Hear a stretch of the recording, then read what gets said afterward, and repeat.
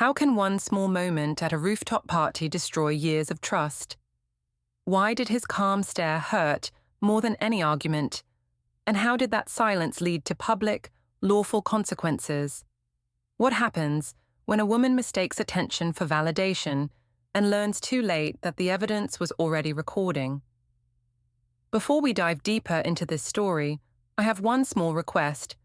Please subscribe, drop a like, comment, and hit that hype button to boost this channel so more people can discover these incredible stories. I'm Vadim Pel, 31, and I thought I knew exactly how to handle attention. I've always loved being the center of things, at work, at parties, even at small family dinners. I tell myself I'm confident, independent, bold. And honestly, I believe I'm right most of the time. I never meant for it to go too far. I just liked feeling wanted, feeling noticed. But that night on the terrace changed everything. A simple dress, a zipper stuck, and a friend's offer to help. It should have been harmless. I laughed, leaned closer, let him fix it, and in my mind, it was funny, casual, nothing more. I didn't think about how Mason would see it, how he'd feel in the quiet, observing from the edge of the crowd. I didn't see the way my smirk and herding of attention painted him in a different light, one that made him look weak, ridiculous, or worse, invisible. I thought the world would cheer me on, that everyone would admire my confidence. I was wrong. Every look, every text I deleted, every laugh I shared built the proof he'd collect. I didn't notice, didn't care, until the calm in his eyes told me something had shifted forever. That instant I realized I might have underestimated the consequences of a single moment. The night started like every other Friday we called a celebration. My company had just closed a campaign, and our manager decided a rooftop party would boost morale. I didn't even want to go at first, but Mason insisted it would be good for me to relax. I took that as permission to shine a little. I picked a slim blue dress that hugged my waist and had a zipper running from the small of my back to my shoulder blades. It made me feel expensive, confident, like I was stepping onto a stage. Mason looked nice enough in his grey shirt, calm as always. He's not the kind of man who draws attention. I've always told him he blends in too easily, but he says that's a good thing. Maybe it is for him. For me, it feels like fading. When we reached the terrace, the city lights spilled across glass and faces. Music played low, laughter rose high. Cade was already there, tall, tan, with that kind of grin that says he knows exactly how to make people notice him. We used to hang out in college, nothing serious, just late nights, mixed drinks, and almosts. I hadn't seen him in years until he started consulting for our firm. He greeted me with that same easy energy, arms wide, saying I looked ready to own the night. I laughed because that's what people expect me to do.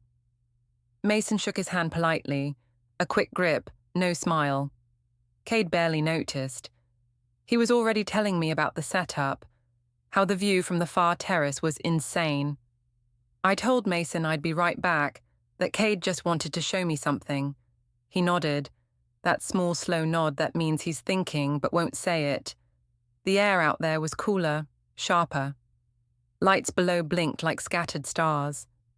Cade leaned on the rail and said the dress was stunning.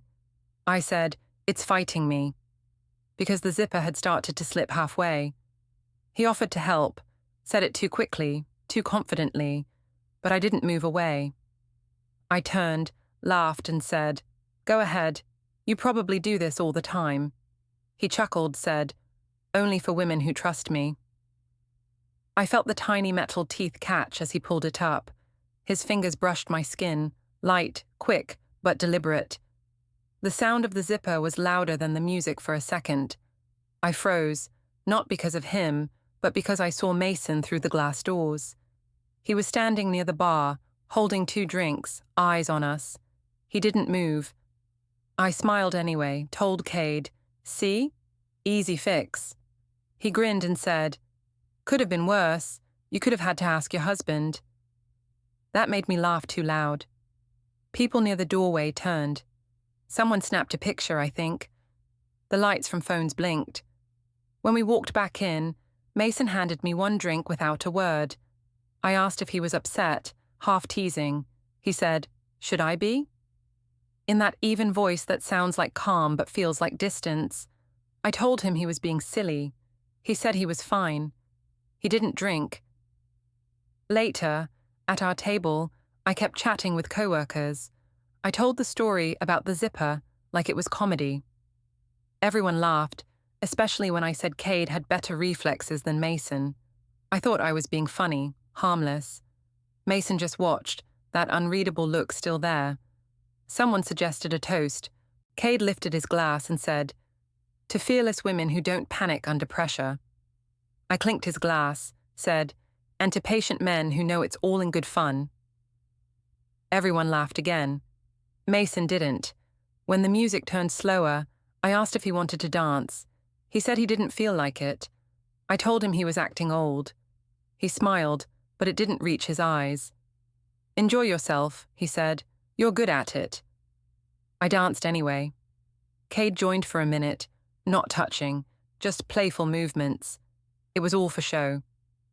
I kept glancing at Mason, waiting for him to come pull me in, to act like the movies say men should when they're jealous. He didn't. He stood by the railing, alone, phone in hand, typing something. When I finally sat down, a light buzzed on his screen. A calendar alert flashed for a moment. Downtown 11:20 a.m. I don't know why I noticed, but I did. I asked if he had a meeting. He said, "Something like that." I rolled my eyes. "You're working tomorrow?" He said, "Always something to prepare." Then he picked up his jacket. I said he couldn't leave yet, that everyone would notice. He said, "They already have." And just like that, he walked out. I stood there, pretending it was fine, pretending I didn't care. Cade put a hand on my arm and said, "Mason was probably just tired." I nodded. After a few minutes, I followed him downstairs. The elevator felt colder than before. Outside, his car was gone. I called, no answer. I sent a text, "You're overreacting." 3 dots appeared, then disappeared. When I got home later, the apartment was dark except for the lamp by his desk. His coffee mug was clean and placed perfectly beside mine. The faint smell of toner hung in the air. A blank sheet of paper lay on the printer tray. I thought he'd been working, but the screensaver was on. I told myself he just needed time. Men hate looking foolish, and I'd made him feel that way in front of people who mattered. Still, it wasn't that serious. I scrolled through social media and saw someone had already posted the picture. Cade fixing my dress, me laughing, Mason blurred in the background. The caption read, "Teamwork goals." It had more likes than any photo I'd ever been tagged in. I smiled at first, then frowned. The comments were playful, but a few mentioned Mason's face. One said, "Bro looks like he saw a ghost." Another wrote, "Someone's not invited to the after party." I tried to laugh it off but couldn't. I texted Mason again. It was just a joke. No reply. Around midnight, I noticed his shoes were missing from the entryway. I called his name once, half expecting him to answer from the guest room. Silence. The next morning, I found a note on the counter. Only 3 words. Went in early. Under it, a small folded napkin from the party. On the corner was a pen mark, numbers I didn't recognize. Maybe phone digits, maybe a date. I tossed it in the trash. None of it mattered, I told myself. He'd cool off, I'd make him breakfast, and by next week, this would be a funny story again. I even rehearsed what I'd say to my friends. He gets jealous, it's kind of cute. But when I looked around the apartment, something felt different. His side of the dresser was too neat. His laptop bag was gone, and the calendar on his desk had a new sticky note on tomorrow's square. Paper drop. I laughed, thinking it was work-related. Maybe a contract, maybe errands. Mason's always been organized to a fault. Still, something about the phrasing felt off. Too final, too careful. I brushed it aside and texted my sister a selfie from the night before, making sure to crop out Mason completely. The caption read, "Still got it." She replied with a single heart emoji. I didn't know then that Mason had already started writing his version of the story. Quietly, precisely, piece by piece. While I was laughing for the crowd, he was building a record of everything I chose not to see. The next morning started with sunlight cutting across the blinds, like stripes I didn't want to see. Mason's side of the bed was untouched again. The coffee machine gurgled, but only my mug sat under it. His was on the other counter, dry, rinsed, ready. The note he left last night still lay near the sink. Went in early. No smiley face, no heart. Just neat handwriting that looked more like a label than a message. I told myself not to overthink it. Men get moody. They need to cool off. He'd come around once he saw how ridiculous it was to get worked up over a zipper. I even took a few selfies in the kitchen, messy hair and all, captioned, "Survived the rooftop chaos." I posted one to my stories, trying to act like everything was fine. By the time I got to work, my phone was already buzzing. Someone had tagged me in a clip. It was from the Terrace. You could see Cade standing behind me, zipping my dress, both of us laughing. I looked good. The lighting was perfect. For a second, I almost admired it. Then I saw the background. Mason frozen by the bar, holding 2 glasses, his face unreadable. The comments poured in. Such confidence. Girl power. Her husband better not be mad. I laughed at first, even replied with a winking emoji. Then the mood shifted. Someone commented, "That's rough for him," followed by another. "She embarrassed him on camera and thinks it's cute." I tried to ignore those, but they kept piling up. By lunch, the clip had been reposted on an office gossip page. I didn't even know we had one. At my desk, people whispered, "You can always tell when laughter isn't for you." My coworker Lena leaned over and said, "Girl, you broke the internet." I smiled and pretended to enjoy it. Then she added, "Mason must be dying right now." I said he didn't care, that he had a sense of humor. She gave me that look, the one people give when they don't believe you but won't say so. By mid-afternoon, Cade strolled into the office like nothing had happened. He winked and said, "Guess we went viral." I laughed, too loudly again, because that's what I do when I'm cornered. He asked if Mason was mad. I said, "He's fine, just dramatic." Cade said, "Then maybe he needs thicker skin." I told him men don't like being overshadowed. He said, "Maybe that's their problem." I liked that line so much I wrote it in my notes app, thinking it might make a good caption later. When I got home, the apartment smelled like lemon cleaner. Mason had vacuumed, which was unusual. He was sitting on the couch, laptop open, a spreadsheet glowing on the screen. I asked if he'd seen the video. He said, "I have." I asked what he thought. He said, "You looked confident." I smiled, relieved. Then he added, "I didn't know confidence needed applause." I told him people were just having fun. He said, "That's what you call it." I asked if he was going to keep ignoring me. He said, "I'm not ignoring you, I'm observing." The way he said it made my skin prickle. I told him he was making this into a thing. He said, "It already is a thing. You just don't see it yet." I tried to soften the mood, slid next to him on the couch, touched his arm. He didn't move away, but he didn't respond either. His screen reflected in his glasses, rows of numbers, dates, tabs labeled utilities, joint account, vehicle. I asked why he was looking at that stuff on a Friday night. He said, "Organization helps me think." My phone buzzed again. A coworker had messaged, "HR wants to talk to you Monday." My heart jumped. I showed it to Mason, half laughing. Apparently I'm famous enough to make it to HR. He didn't smile. "Maybe they're checking who approved public content with client names," he said. I frowned. "What names?" He turned the screen toward me. There, in the corner of the video someone posted, was a company logo reflected in the terrace window. I hadn't even noticed. I brushed it off, said it wasn't a big deal. He said, "You keep calling everything small until it isn't." Then he closed his laptop. I told him he was making mountains out of nothing. He said quietly, "Nothing doesn't usually leave a digital trail." That night, I tried to make up for things. I cooked his favorite pasta, lit a candle, played the playlist we used at our wedding. He came to the table, thanked me, and ate in silence. I tried a joke about being a meme now. He said, "People laugh until someone stops laughing." I rolled my eyes and told him to stop talking like a quote book. He didn't answer. Later, while I washed dishes, I heard the soft hum of the printer again. I peeked into the guest room. A single page slid out, blank like before. Mason removed it, stacked it on the desk, and slid a new sheet in. I asked what he was doing. He said, "Just clearing space." I laughed. "You're printing air now." He said, "You'd be surprised what fills space when you stop talking." I went to bed angry. When I woke, he was gone.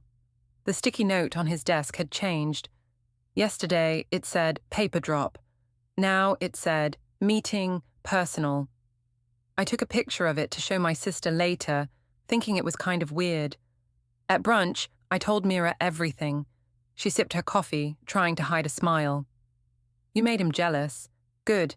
It'll blow over once he realizes no one cares." I said that's what I thought too. She said, "You didn't do anything wrong. People are just dramatic." Her words made me feel lighter, even righteous. That evening, I texted Mason a photo from brunch, me smiling with my sister. "See? Still happy?" No reply. When I got home, the lights were on, but the air felt still. On the counter, 2 mugs again, his clean, mine half full. A small stack of envelopes sat beside them. I opened one out of habit. Inside was an insurance renewal form. Another was labeled storage options. I didn't understand. I went to find him. He was in the guest room, sitting straight, headphones in. I asked if he wanted to talk. He said, "About what?" I said, "About us."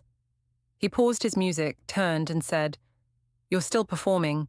I'm just watching the show end." That hit me harder than I expected. I told him he was cruel. He said, "No, just clear." I slammed the door and cried in the kitchen. My sister texted, "Post something fun, make him see what he's losing." So I did. I uploaded a clip from the party, me laughing, hair shining, captioned, "Confidence is peace." It got hundreds of likes in an hour. Mason didn't react. Instead, around 10, I heard the faint click of a drawer locking. The sound felt final. I walked to the door, ready to argue again, but stopped. He was sitting there calmly, writing something in a notebook. His pen moved slowly, methodically. I asked what he was writing. He said, "Truth." I said, "About what?" He looked up, met my eyes, and said, "Everything." I couldn't sleep. My phone kept lighting up with notifications. People were still talking about the clip, half of them supportive, half mocking. I kept replying to the nice ones, blocking the mean ones. Around 2 a.m., I finally shut it off. When I woke in the morning, Mason was already dressed. He poured coffee for both of us, placed my mug down, and said, "We need to be careful what we post." I said, "We?" He said, "We share a name." I told him he was being controlling. He said, "I'm being accurate." Then he left for his meeting. I stood there, holding the mug, wondering if I'd crossed some invisible line I couldn't see. I told myself he'd calm down eventually.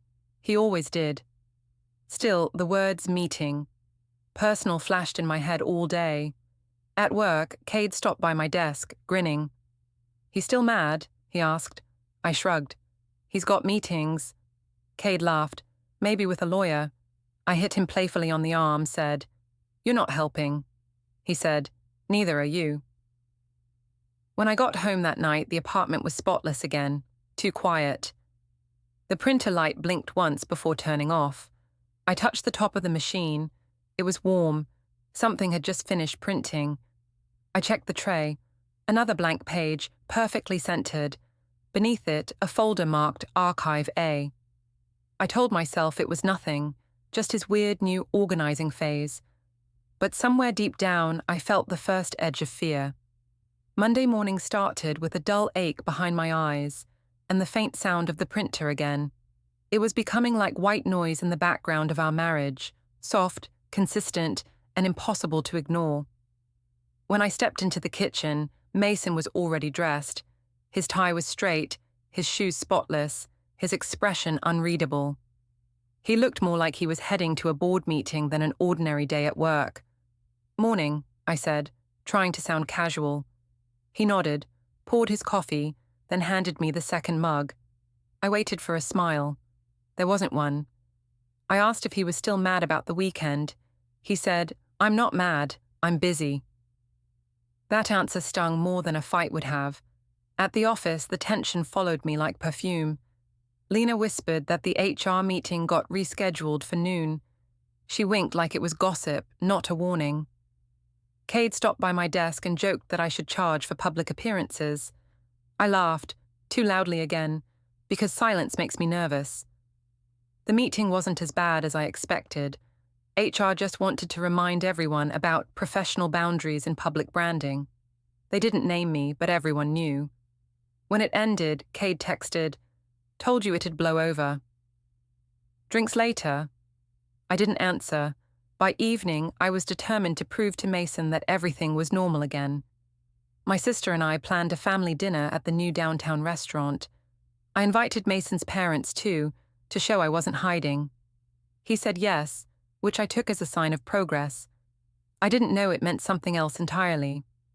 At the restaurant, the lights were soft and warm, the kind that make everyone look a little better than they feel. My mother arrived first, all perfume and opinions. "You should smile more," she said before even sitting. "He'll come around." I told her I wasn't worried.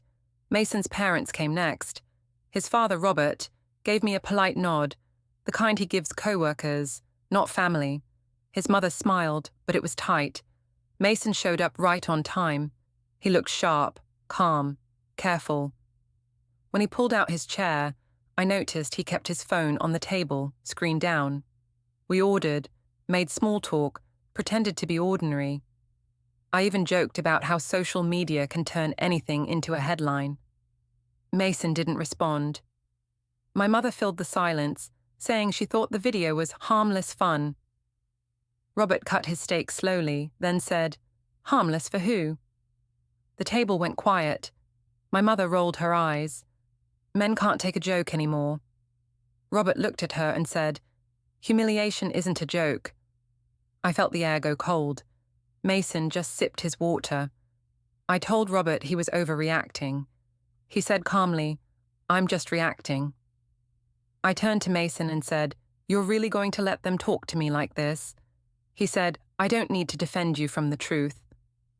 My mother huffed, told him he should be grateful for a confident wife. He said, "Confidence doesn't need an audience." I wanted to leave, but the food had just arrived. I forced a laugh, said we should all relax. Then my phone lit up, a message from Cade, still glowing from Friday night. "You killed it." My heart jumped. I flipped the phone over quickly, but not fast enough. Mason's eyes had already flicked toward it. He didn't say a word. To break the tension, I made a joke. I said Cade was teasing because everyone thought we were team goals. My mother chuckled. Robert didn't. "You should stop saying that in front of your husband," he said quietly. I told him he was being old-fashioned. Mason said softly, "Maybe that's not always a bad thing." The way he said it, measured, steady, made me feel small for the first time in a long time. Dessert came and went. Nobody touched it. When the waiter brought the bill, Mason reached for his wallet. He didn't argue when I offered to split it, but when I handed him the card, he slipped the receipt into his jacket instead of the folder. I asked why. He said, "I like keeping track." Outside, the air felt heavy. My mother tried to joke about how serious he was. Mason just nodded, kissed her cheek and said, "Good night." Then he turned to me and asked if I wanted to ride home together. I said yes, relieved. Maybe this was a step toward peace. But the drive was silent. Streetlights passed like slow-motion flashes. I tried to hold his hand. He didn't pull away, but he didn't hold back either. When we stopped at a red light, he finally spoke. "You enjoy attention more than honesty." I said that wasn't true. He said, "Then prove it. Delete the video." I hesitated. "People already saw it," I said. "It doesn't matter anymore." He nodded once, eyes still on the road. "You're right. It doesn't matter anymore." At home, he went straight to the guest room. I stood in the kitchen, scrolling through comments again. Someone had posted a still from the party, cropped to just Cade and me. The caption read, "Chemistry speaks louder than vows." It already had hundreds of likes. I stared at it, throat tight, heart pounding. I didn't delete it. Around midnight, I went to check on Mason. His door was half open. He was asleep on the guest bed, fully dressed, one hand resting on his phone. On the nightstand, a small USB drive lay next to a labeled folder, Utilities, Revised. I didn't touch it. The next morning, he left before sunrise. The printer was still warm. On the counter, 2 mugs again, his spotless, mine untouched. I noticed a faint smell of toner mixed with coffee. Next to the sink sat the folded restaurant receipt, flattened and precise. Later that day, Mira called, asking how dinner went. I told her Mason was still sulking. She said, "You just need to remind him who you are." I asked what she meant. She said, "Post something with Cade, maybe a story. Make it clear you're unbothered." I told her that was childish. She said, "So is he." That evening, I did it anyway. I posted an old photo from the rooftop party, Cade laughing, me mid-turn, hair catching the light. Caption, "Confidence is contagious." Within minutes, the likes rolled in. My mother commented 3 fire emojis. Mira shared it to her story. An hour later, Mason texted one line. "You've made your choice." I replied, "Stop being dramatic." He didn't answer. When he got home that night, the apartment lights were off, except for the glow from his laptop. He didn't look up when I entered. I told him I was tired of the silent treatment. He said, "Silence isn't treatment, it's protection." I said, "From what?" He said, "From repeating the same conversation you'll twist tomorrow." I slammed my purse down. "You're punishing me for having a personality." He said, "I'm preparing for peace." That phrase hit wrong, but I pretended not to care. Before bed, I heard the faint shredder hum from the guest room, paper tore in slow rhythm. I asked what he was doing. He said, "Cleaning up duplicates." I told him he was acting obsessive. He said, "That's one word for consistency." When I finally crawled into bed, my phone buzzed with a message from Cade. "We should talk tomorrow. You good?" I didn't reply. For the first time in weeks, the thrill of his attention felt heavy. In the quiet, I heard the drawer click shut again. Then the faint sound of a notification on Mason's phone. I almost went to check, but I stopped myself. I didn't want to see what he'd written, or to whom. I turned off the light and told myself things would calm down. They always did. But deep down, I could feel something shifting, like the ground moving just enough to make every step uncertain. The next few days turned into this strange, quiet rhythm where everything looked normal but felt hollow underneath. Mason still made coffee every morning, still rinsed his cup, still left early. I still posted, worked, smiled, but the silence between us started feeling louder than any argument we'd ever had. It wasn't peace, it was distance measured in small domestic details. The way he'd fold the dish towel with sharp corners, the way his side of the sink always gleamed, the way the bedroom door clicked shut at night. On Wednesday, I came home to find the apartment spotless again. Even the picture frames were straightened. On the dining table sat a new stack of folders, labeled in his neat handwriting, Household, Utilities, Bank. At first, I thought he was just being organized. Then I noticed the one at the bottom, Archive A. I opened it halfway, just curious, but the papers inside were blank, or maybe copies. I didn't check long enough to tell. He walked in a few minutes later, calm as always. I said, "You're turning into a filing cabinet." He said, "Someone has to keep things in order." I told him he was overcompensating for something. He said, "Maybe for peace of mind." I laughed, trying to soften it. "You're acting like we're under audit." He didn't laugh. He just picked up the folders and placed them into the locked drawer in the guest room. That night, he didn't come to bed again. I scrolled through social media, searching my own name just to see if the clip was still making rounds. It was. Someone had slowed it down and added captions. He watched her laugh.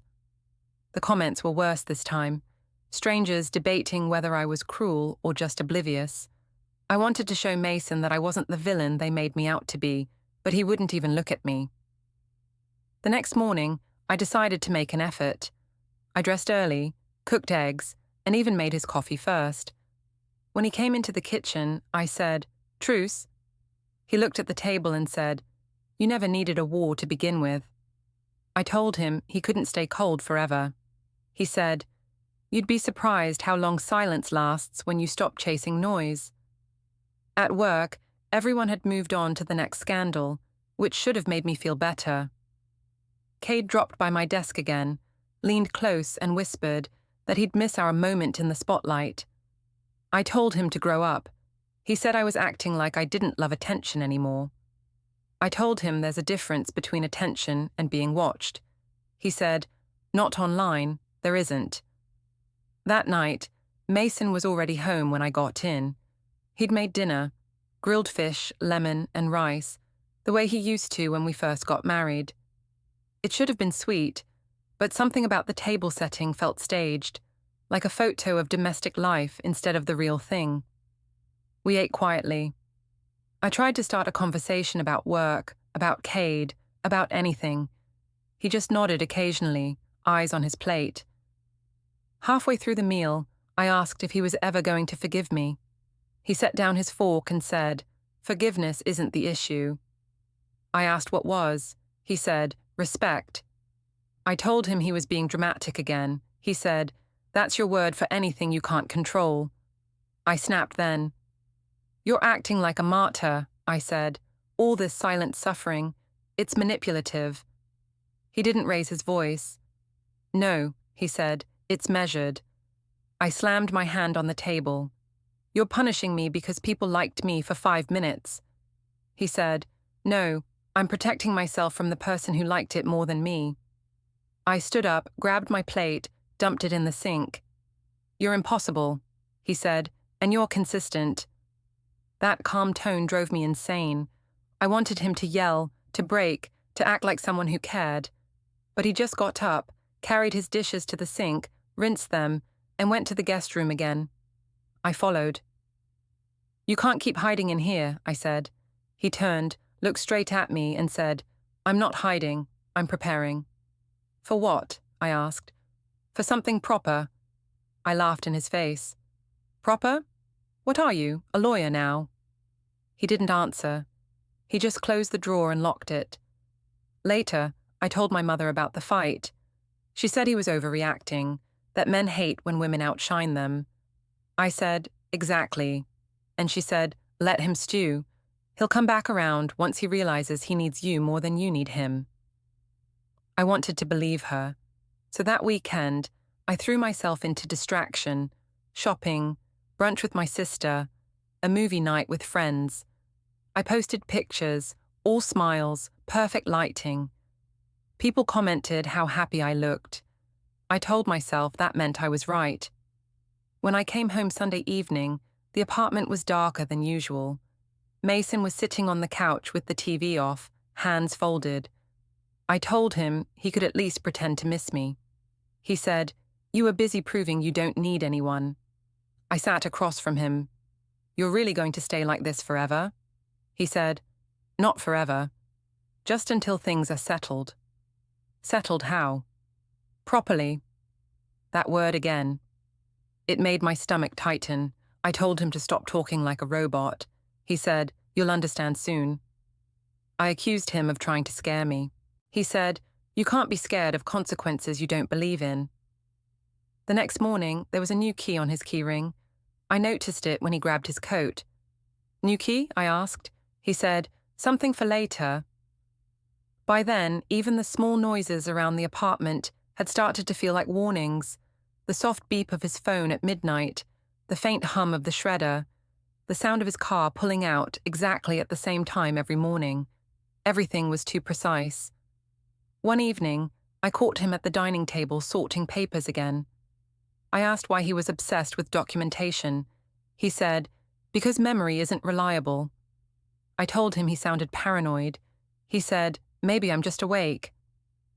I called Mira after he went to bed and told her he was losing it. She said I was letting him control the mood. "He's bluffing," she said. "Men like that don't actually do anything. They just make noise so you'll behave." I said she was right, but my voice didn't sound convincing. The next day, when I went to look for a charger in the drawer near his desk, I found a single USB labeled with a date, just last week. I put it back immediately, my hands shaking a little. I didn't even know why. That night, while he showered, I checked the guest room again.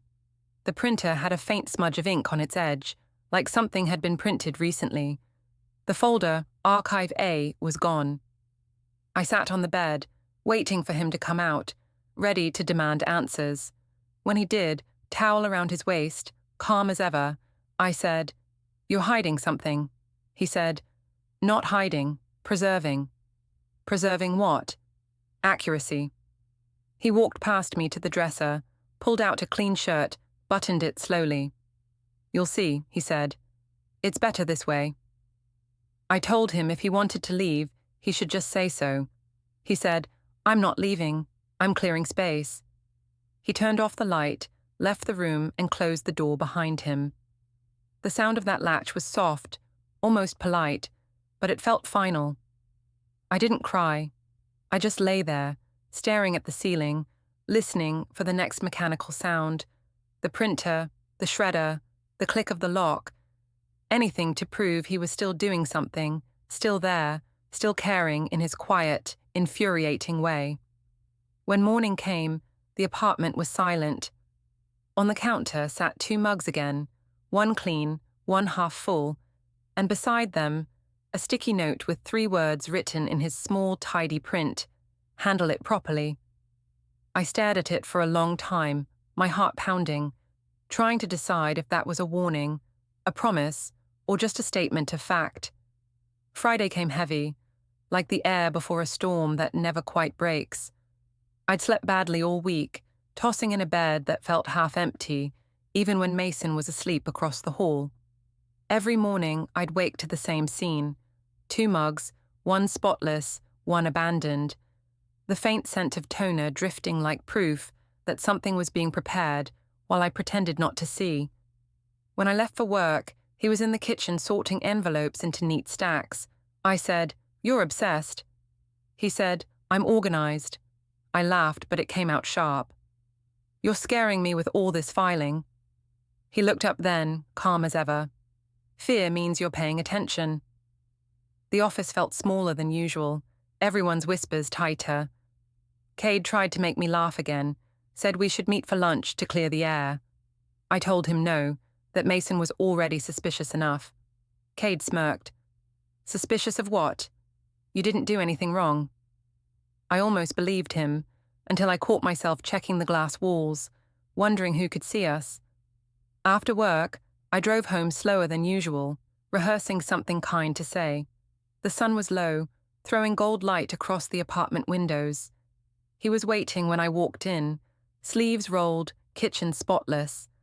The calm in his eyes was worse than anger. "We need to talk," I started. He said, "We already have." "Not like adults." He nodded slightly. "Exactly.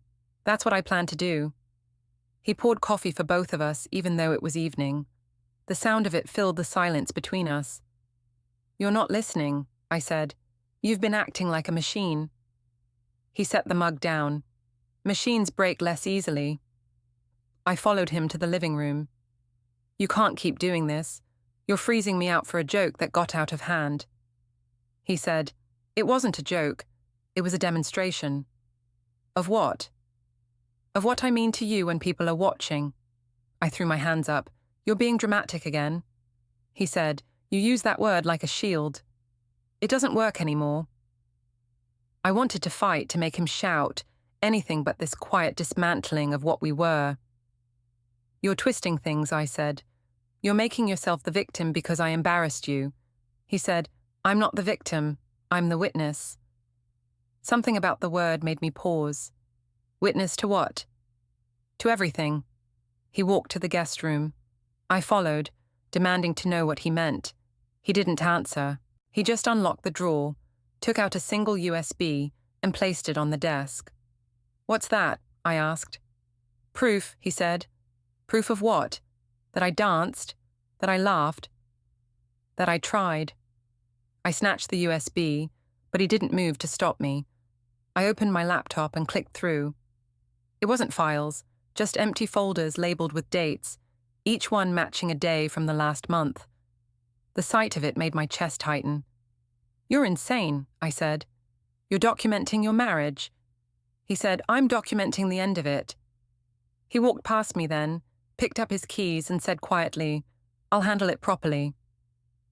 Properly? I shouted after him. What does that even mean? He turned in the doorway. You'll see. Then he left. I called my sister. She told me to calm down, that he was bluffing. He's probably meeting a therapist or something, she said. Men love pretending they're making big decisions. I wanted to believe her. But when I opened his laptop that night, curiosity chewing through me, I found a clean desktop except for one folder called Archive B. Inside were spreadsheets, plain, harmless things, but one column was labeled Instances. The rows were filled with phrases. Video posted 9:45 p.m. Public reaction noted. Family dinner, witness statements, 4. Each had timestamps, each had my name beside it. I closed it quickly, heart racing. It wasn't a diary, it was a record. The next morning, I confronted him as soon as he came back. You're collecting dirt on me like some kind of investigator, he said, if that's how you see it. Why would you do that to your own wife? He said, because you made the world our witness. I'm just keeping copies. I told him I couldn't live like this, he said, then don't. I packed a small bag, half to threaten him, half to test him. He didn't react. I stood in the doorway with the suitcase handle in my hand. Aren't you going to stop me? He said, I don't stop adults from doing what they've already decided. So that's it? You're just done? I told you, he said, I'll handle it properly. He took his phone, typed something, then walked to the window. His reflection in the glass looked like someone I used to know. That evening, my mother called, furious. What did you do now? She asked. He called your father. What? He told him he's setting things straight legally. Are you happy? I hung up, shaking. My first thought wasn't regret. It was panic about how it would look. I called Mason, but he didn't answer. I sent a message. You're being ridiculous. We can fix this. The typing dots appeared, then vanished. At midnight, I heard the door unlock. He came in quietly, as if nothing had happened. I rushed to him. Where were you? Out. Doing what? Preparing. He brushed past me, poured himself water, and stood by the sink. I talked to your father, he said calmly. Why? Because he deserves to know what comes next. I grabbed his arm. You don't get to make announcements about my life. He looked down at my hand until I let go. Our life stopped being shared when you decided it belonged to the audience. I told him he was cruel, that he was ruining everything. He said, you did that already. I'm just giving it structure. He walked to the hallway closet, pulled out a stack of neatly folded clothes, and placed them in a bag. You're leaving? I asked. No, he said. You are, but not yet. I couldn't tell if it was a threat or a statement.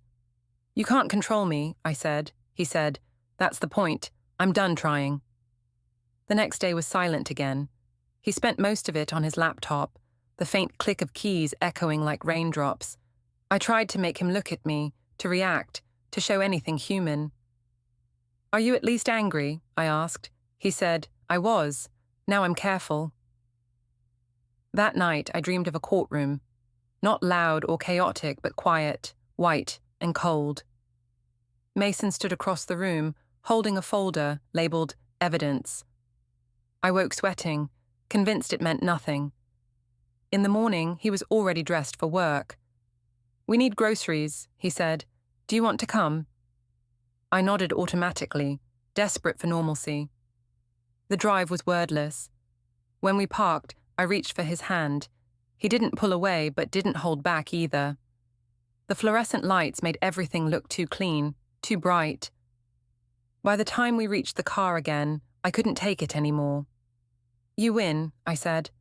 I'm sorry. I'll delete the posts. I'll fix everything. I'll do whatever you want. Just stop acting like a stranger. He turned to me, eyes steady. It's not about deleting. It's about consequence. I said I was sorry. Apologies don't unpublish reality. I started crying then, more from frustration than guilt. Please, I said, I can't do this anymore. He exhaled slowly, set the bags down and said, Then we agree. It ends. I looked at him, confused. Ends how? He didn't answer. He just opened the car door and said quietly, Properly. The ride home blurred. My heart pounded, my palm slick on my phone. I texted Mira. He's serious this time. She replied, He's bluffing. Stay calm. But when we got back to the apartment, the lights were already on. His desk was clear except for a single envelope in the center. My name written neatly across it. I didn't open it. I couldn't. He watched me pick it up, then said softly, Tomorrow you'll understand. I tried to speak, but he'd already turned toward the guest room. The door closed behind him, followed by the unmistakable click of a lock. In the dark, I sat at the table staring at that envelope, my name looking too official on the front. I told myself it was nothing, that maybe it was another insurance renewal or a printed receipt. But the paper felt heavier than it should, the ink too clean. When I finally whispered his name, there was no answer, only the sound of the drawer sliding shut again, careful, deliberate, final. Monday morning felt too bright, too public. I dressed carefully, pretending everything was normal. My phone buzzed with messages from friends asking if Mason and I were okay, if the rumors were true. I ignored them and headed downtown. He'd asked to meet near the plaza to close things properly. When I arrived, he was already there in his grey suit, calm, polite. A man in a navy jacket approached, holding a clipboard. Mrs. Pel? He asked. I nodded. He handed me a sealed envelope. Cameras from the office building across the street reflected the moment like mirrors. Inside, I saw my name above neat legal text, petition for dissolution and defamation damages. My breath caught, words stuck behind my teeth. Mason didn't gloat. He just said, It's official now. Then he walked away, leaving me under the sharp daylight, papers trembling in my hands, while the city kept moving.